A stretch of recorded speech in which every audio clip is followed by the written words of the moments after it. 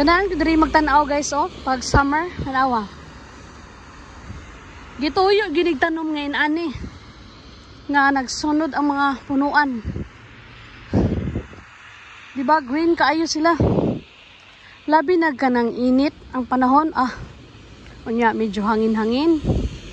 Nindot kaayo tanawon. Karon mas nindot kay bag-o pa lang gyud gitupihan ang mga sagbot. Diba? Pagka full pod, nindot po siya tanawon kay magyelo-yelo. Diba? Siya, mga nindot man pod mga balay diri kanawa. Kasagaran mga balay diri color white. White ang mga balay kasagaran diri. Dili kay ka makitag red nga balay. Sa Bergen, sa laing mga lugar sa Norway, daghay mga pula nga mga balay. Diri kasagaran puti. Red and white na ang kasagaran mga balay diri sa Norway. Napagi itom, na yellow.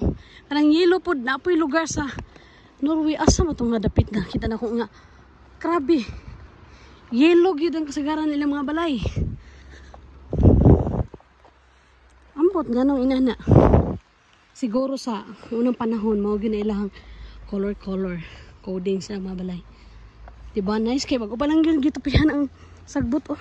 Nice kay tanawon. Yeah, mara to gihangak naman tayo. So mara gito no. Kinatadaghan og storya. Mag-vlog na po tapuhon sa atong walking part 3 na ta.